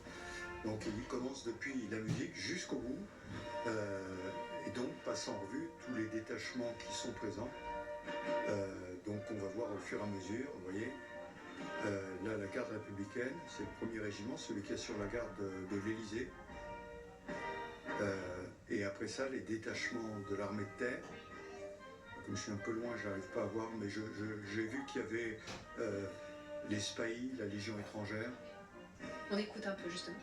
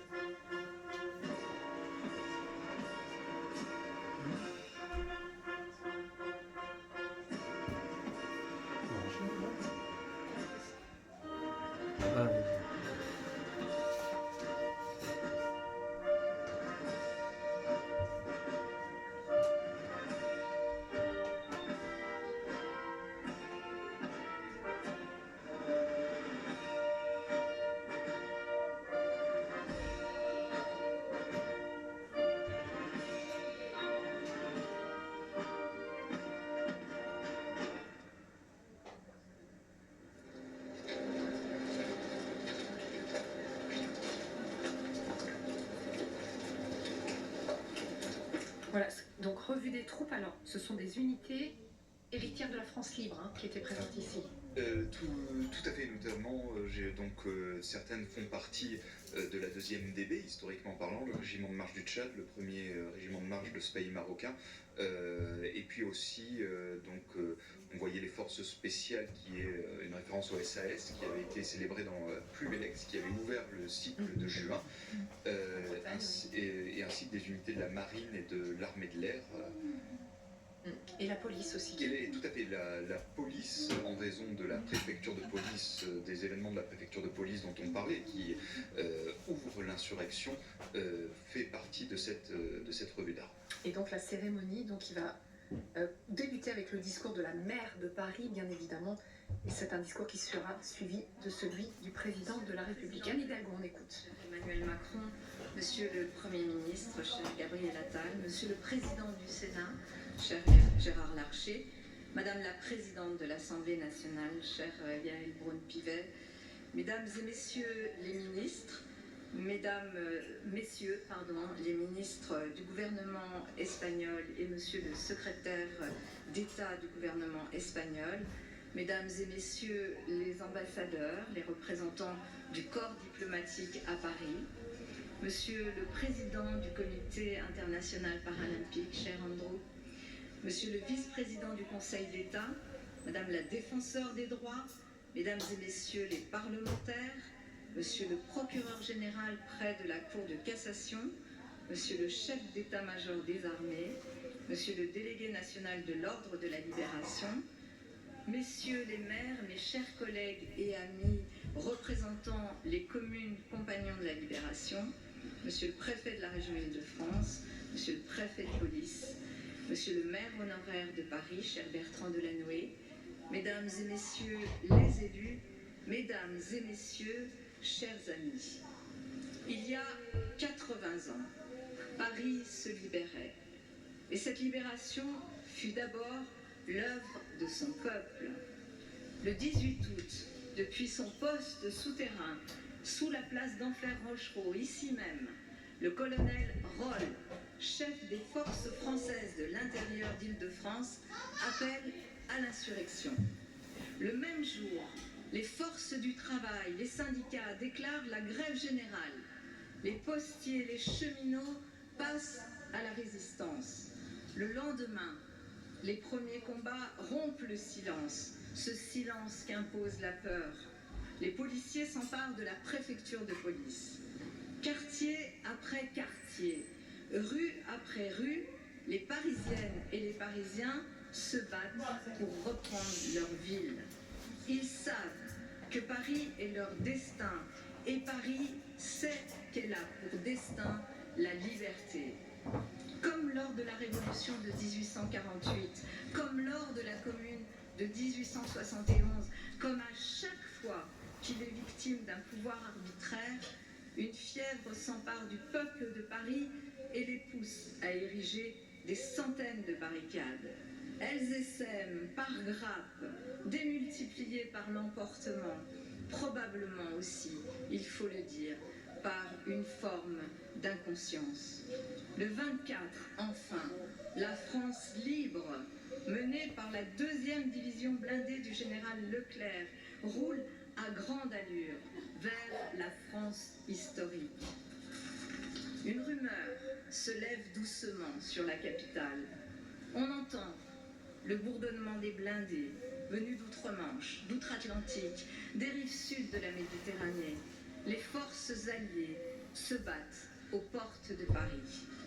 Le soir du 24 août, les soldats de la Nueve, la 9e compagnie de la 2e DB, font une première percée, passent par la porte d'Italie et s'arrêtent sur le parvis de l'hôtel de ville. Les cloches des églises sonnent à l'heure à tout rond et annoncent aux Parisiens et au monde entier la libération de Paris. Ces républicains venus d'Espagne, ils étaient anarchistes, socialistes, communistes. Ils étaient commandés par le capitaine Drone et s'illustrent par leur bravoure. Ils arrivent les premiers devant l'hôtel de ville et ils nous montrent encore aujourd'hui que la condition humaine ne souffre d'aucune frontière. Le 25 août, la bataille fait rage autour de la Bastille, des Invalides et de la place de l'Étoile. On voit des soldats d'un jour qui se mêlent aux combattants aguerris, des particuliers qui guident les colonnes de chars et à leur passage, des drapeaux français réapparaissent aux fenêtres. À midi, les pompiers de Paris dressent ce même drapeau sur la tour Eiffel. Et c'est Paris qui sort de sa torpeur. Puis vient la victoire. La ville lumière, obscurcie par 4 années d'affronts, rayonne de nouveau sur la France. Rappelons-nous que ce réveil s'est forgé à Paris comme aux 4 coins du pays avec le concours de héros de tous âges, français ou étrangers. Car la libération de Paris s'est écrite dans le sang de femmes et d'hommes qui sont morts au seuil de la liberté. Parmi ces disparus, nous saluons la mémoire de ces jeunes Parisiens qui, pour Paris, se sont résolus à mettre leurs 20 ans en péril. Nous saluons la mémoire des combattants venus d'ailleurs, Olga Bansik, Misak Manouchian. Ils avaient choisi la République, sans avoir d'elle d'ailleurs le statut de citoyen. Nous saluons aussi la mémoire de ces femmes résistantes, de notre très chère Madeleine Riffaut, mais aussi Lise London, Daniel Casanova, Geneviève de Gaulle-Antonios et bien sûr Cécile Roltanguy. Beaucoup de ces résistants n'avaient pour seule connaissance des armes que les coups des oppresseurs. Écoutons aussi Madeleine Riffaut, cette immense résistante, mais également journaliste et poétesse qui nous inspire pour toujours. Elle qui a connu la torture, la privation de liberté, la condamnation à mort, gardait la force pour écrire. Elle disait « J'ai aimé ma patrie au bruit sec des verrous ». Les Parisiennes et les Parisiens savent ce qu'ils doivent à toutes ces vies injustement brisées. Ils leur sont redevables d'un héritage humaniste que nous continuons de défendre quotidiennement. 80 ans après la libération, la cérémonie d'ouverture des Jeux Olympiques de Paris 2024 l'a encore montré. Paris est fier de son histoire et de ses valeurs.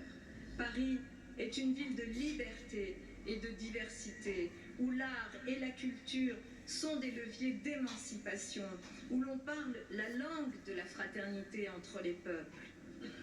À l'orée des années 40, pendant 1533 jours, les Parisiennes et les Parisiens ont subi des privations, des humiliations, des souffrances. Déshonorant la France et la République, l'antisémitisme, la collaboration, la délation ont marché à visage découvert dans nos rues. Et Paris ne dissimule rien de son histoire.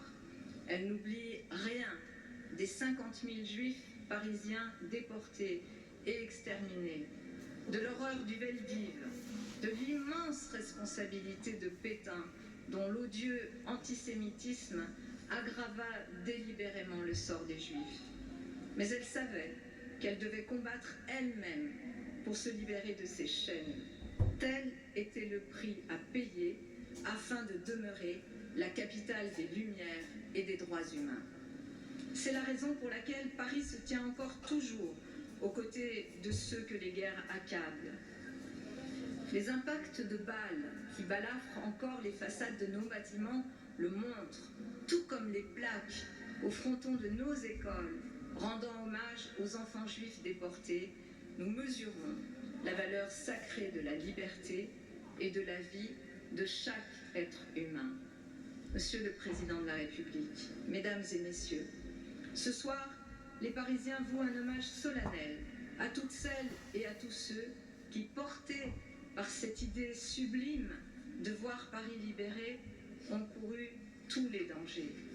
Nous commémorons particulièrement les 130 hommes de la 2e DB, les 532 résistants, les 2800 civils ayant péri à quelques heures, à quelques barricades, à quelques souffrances de la libération. Enfin, nous n'oublions pas non plus le dernier convoi, parti le 17 août. Il emmenait vers la mort 1250 femmes et hommes et 51 juifs du camp de Drancy. Ce devoir de mémoire nous oblige, car comme le disent si bien aujourd'hui nos amis du gouvernement espagnol ici présents, il s'agit de notre mémoire démocratique commune. Mais ce devoir ne doit pas se résumer à une énumération des drames humains. Dans Paris, écrit Camus dans Combat en mai 45, entre le printemps et l'été, une prodigieuse clameur s'est élevée qui n'a cessé de retentir dans la nuit. Cet appel était celui de l'esprit libre qui s'incarnait dans tout un peuple. Car la libération a aussi résonné dans l'esprit de ceux qui l'ont vécue comme une immense fête. Elle a fait d'un coup jaillir l'espoir trop longtemps comprimé. Elle a été l'aube d'une nouvelle espérance. Alors que Hubert Germain, dernier compagnon de la libération, nous a quittés récemment, il appartient à Paris de conserver au plus près du cœur la chaleur de cette espérance. Nous inaugurerons d'ailleurs une avenue à son nom en octobre prochain. Alors que Fred Moore aussi n'est plus, lui qui fut un immense chancelier de l'ordre, il appartient à Paris de poursuivre son œuvre en chassant la brume qui trop souvent enveloppe les leçons du passé. Oui, c'était il y a 80 ans, la durée d'une vie humaine. En 80 ans, les femmes et les hommes de la libération de Paris ont fait tout ce que commandait chez eux la peur de voir l'histoire se répéter. Ils ont bâti l'Europe de la paix, créant les conditions d'une fraternité entre les nations du continent. Ils ont garanti partout la liberté de penser, de s'exprimer, rétablissant des ponts entre les cultures et favorisant leur compréhension mutuelle. C'est d'ailleurs ici, à Paris, que fut signée la Déclaration universelle des droits humains de 1948, consacrant les droits économiques et sociaux. Ils ont fondé un nouveau modèle de société, un nouveau modèle économique et social, inspiré, bien sûr, du programme des Jours heureux du Conseil national de la résistance, sanctuarisant la solidarité, mettant fin à l'indigence et aux égoïsmes, fortifiant la communauté nationale par-delà les classes sociales. Plus qu'une simple commémoration, c'est cet héritage vivant, fait de personnes et d'actes salutaires, qui doit sans cesse nous rappeler le prix des combats pour la liberté. Et je dis bien que cet héritage est vivant, car il brille sous le regard bienveillant et lumineux d'Edgar Morin, parisien résistant d'août 1944, qui est aussi l'un de nos plus illustres penseurs et grands témoins de ce siècle. Edgar Morin appelait récemment, dans la situation mondiale actuelle, à, je cite, « passer à la résistance avec ou sans espérance ». Et il nous disait que la première et fondamentale résistance devait être celle de l'esprit. Oui, cet héritage est vivant, car il persiste ici, dans la pierre du musée de la Libération de Paris, musée Général Leclerc, musée Jean Moulin, si cher à Cécile Roll-Tanguy. J'ai voulu ce musée avec elle, ici, place d'Enfer Rochereau, où elle passera ses journées glorieuses d'août 1944. Cher Francis, nous pensons à elle. Cet héritage vivant, nous l'éprouvons quotidiennement pour lui être fidèles. Nous devons protéger ce qui fait notre bien commun. À chaque fois que la France renonce à protéger le plus faible, à chaque fois qu'elle cherche à se départir de son legs d'humanité, elle se place au bord de l'abîme. Céder au renoncement, embrasser le populisme et les discours faciles, oublier l'enseignement de François Mitterrand pour qui le nationalisme c'est la guerre, revient finalement à accepter les tragédies futures. Cet héritage, enfin, Paris ne l'entretient pas seul, mais avec les unités militaires compagnons qui ont défilé devant nous et avec les autres communes compagnons de la Libération. Nantes, Grenoble, Vassieux-en-Vercors et l'île de Saint qui sont présentes ici aujourd'hui avec leurs maires. Les 5 villes sœurs de cet ordre représentent la France dans sa diversité, une diversité géographique, démographique, historique, sur laquelle se fonde pourtant l'unité de notre pays. Elles gardent en partage un sens aigu de leur devoir, car comme le disait le général de Gaulle, je le cite, en 1946, si les individus sont destinés à disparaître, les collectivités compagnons continueront à témoigner dans l'avenir de ce qu'a été l'ordre de la libération. Ce soir donc, nous renouvelons notre promesse, ne jamais oublier que la République fut un jour un acte d'audace. Nous renouvelons notre promesse de ne jamais oublier quels furent l'esprit de résistance qui animait les combattants de la libération de Paris. Alors vive Paris, vive la liberté, vive la République et vive la France. Merci.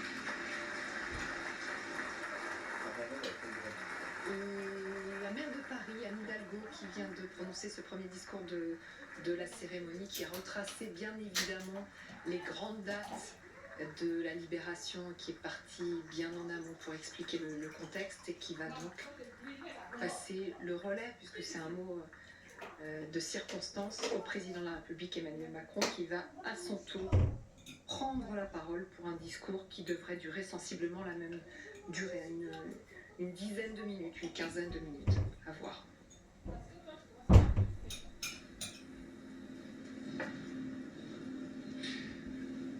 Merci beaucoup, Madame le maire, chère Anne.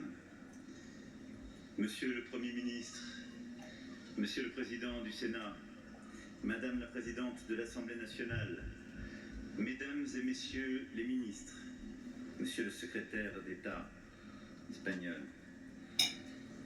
Mesdames et Messieurs les ambassadrices et ambassadeurs, Monsieur le Président du Comité international paralympique, Monsieur le Vice-président du Conseil d'État, Madame la Défenseure des droits, Mesdames et Messieurs les parlementaires, Monsieur le Procureur général près la Cour de cassation, Monsieur le chef d'état-major des armées, Monsieur le délégué national de l'Ordre de la Libération, Messieurs les préfets, Madame la présidente du Conseil régional d'Île-de-France, Messieurs les chefs d'état-major des armées, Monsieur le gouverneur militaire de Paris, Monsieur le directeur général de la gendarmerie nationale, Mesdames et Messieurs les maires, Mesdames et Messieurs les présidentes et présidents d'associations, Mesdames et Messieurs les représentants des familles, Parisiennes, Parisiens, chers amis.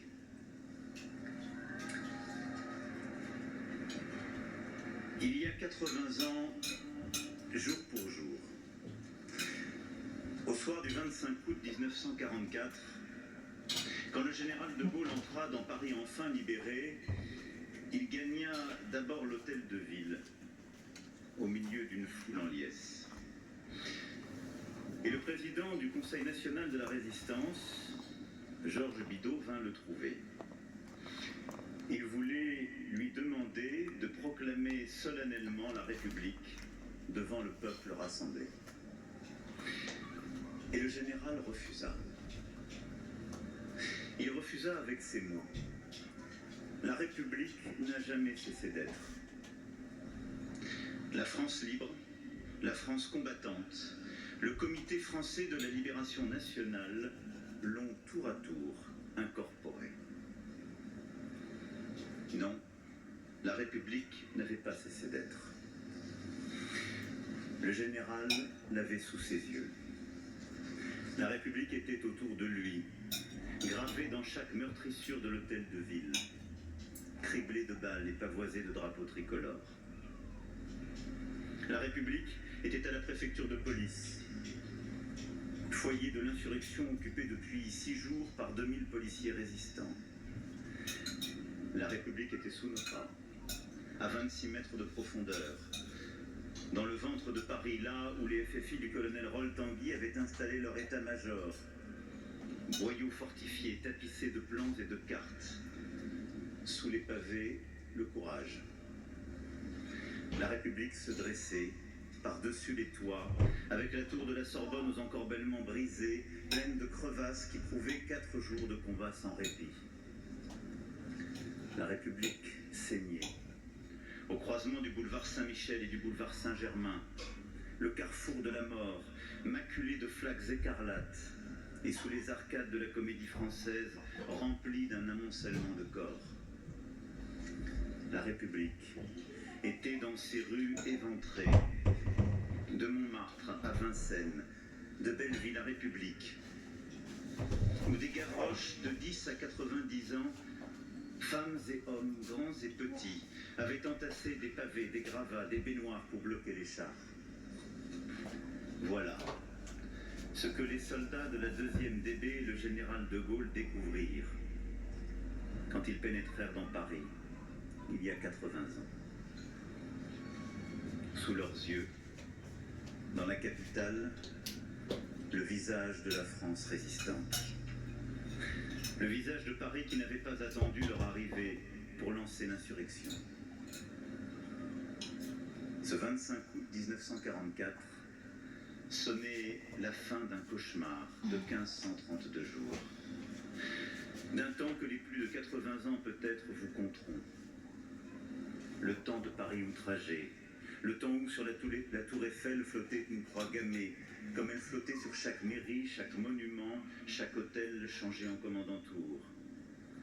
Le temps de Paris humilié, des statues détruites par l'occupant, des traits de bronze de Victor Hugo fondus pour en faire des canons nazis, des privations et des semelles en bois, du retour des voitures à cheval, du jus de café noirâtre à base de gland, des tickets de rationnement pour 4 millions de Parisiens. Le temps de Paris martyrisé, temps du gouvernement Pétain reclus à Vichy, temps des persécutions contre les Juifs, temps de la rafle du Veldiv qui arracha à leur foyer 13 000 Juifs dont 4 000 enfants, arrêtés par la police française et qui, assassinés, ne reverront jamais leur foyer. Temps des collaborateurs et les miliciens, complices de la Gestapo. Mais Paris brisé, jamais tout à fait.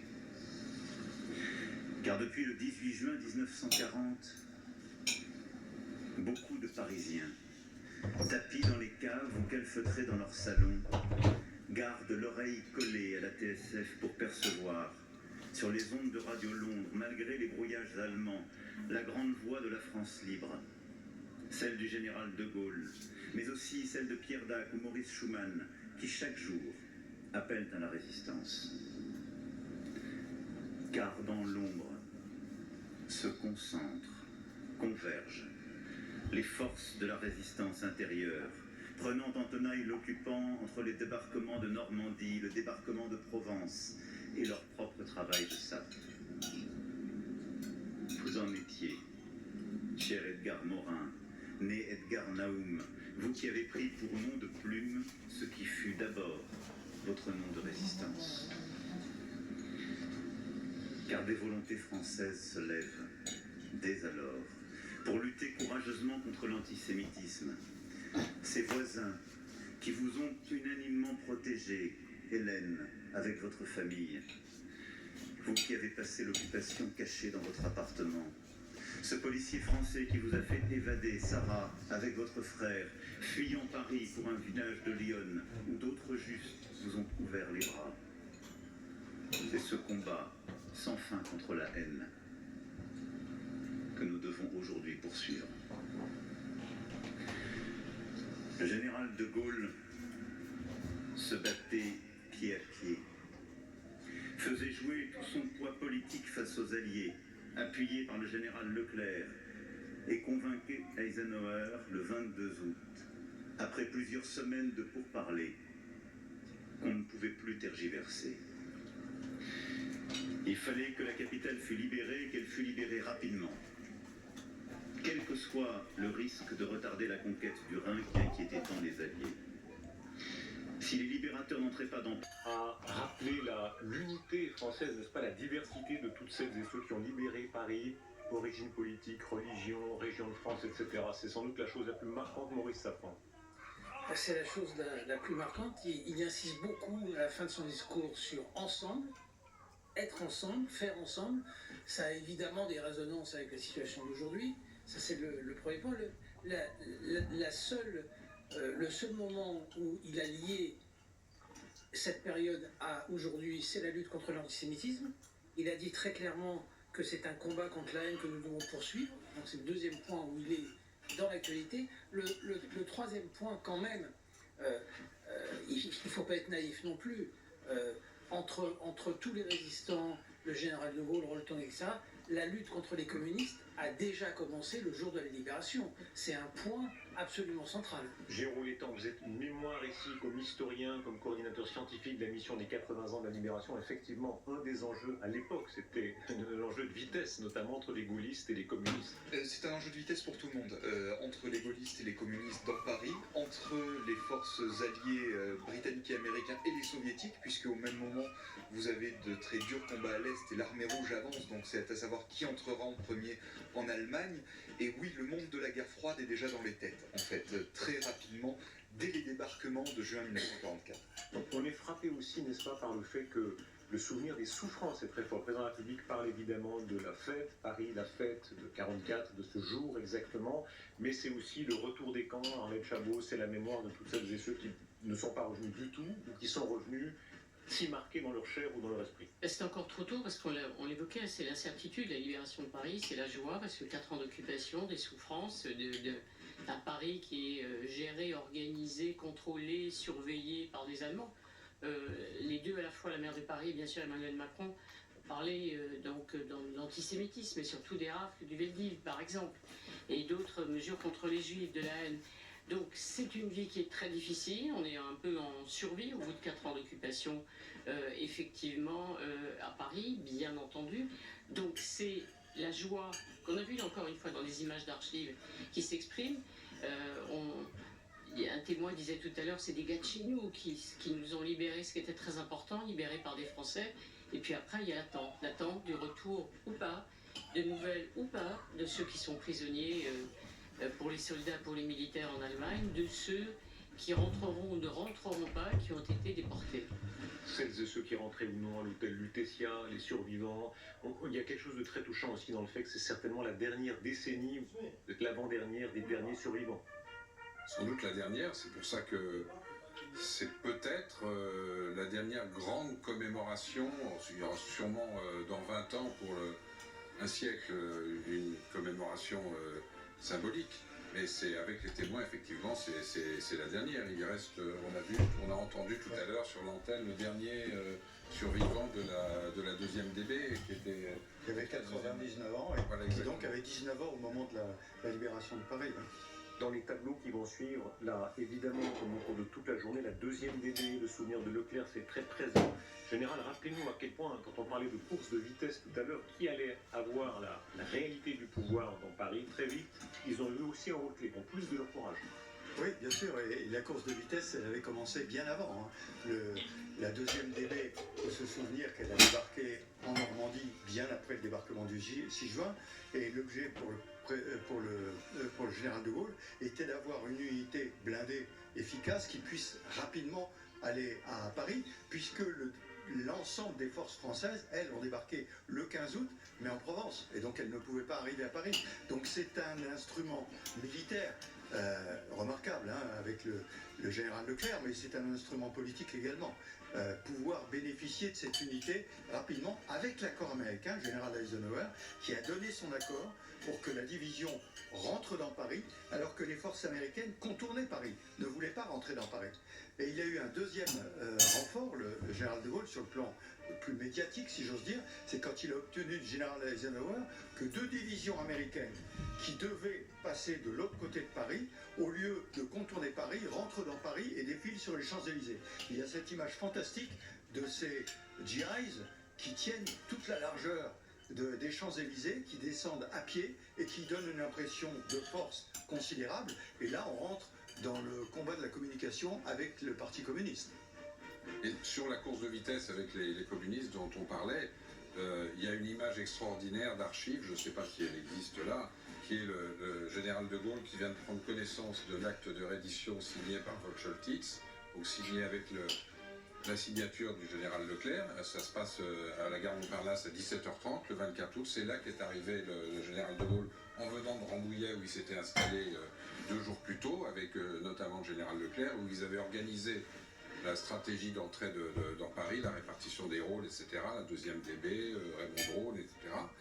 Et il y a cette image de De Gaulle qui est assis derrière le bureau du QG de général Leclerc et qui lit l'acte des redditions et qui se rend compte qu'il y a la signature de Rolf Tanguy, qui est le patron de la résistance pour pas seulement Paris, mais pour toute l'île de France, mais qui est un militant, j'allais dire, non pas surtout, mais qui est aussi un grand militant communiste comme Kriegel Valrimont, qui est d'ailleurs également là.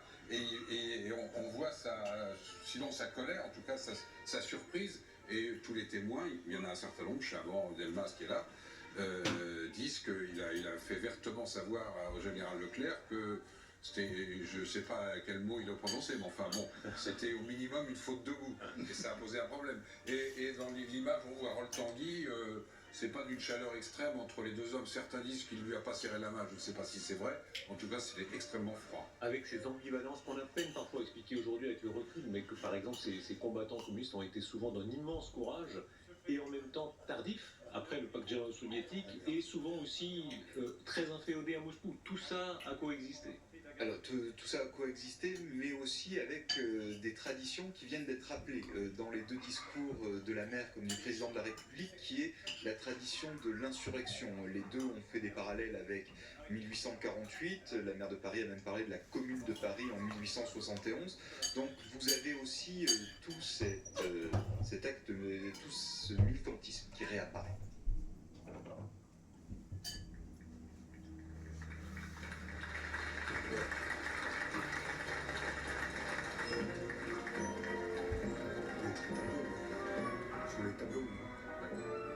Ici, les tableaux commencent, la série des tableaux. Peut-être, monsieur Létang, c'est vous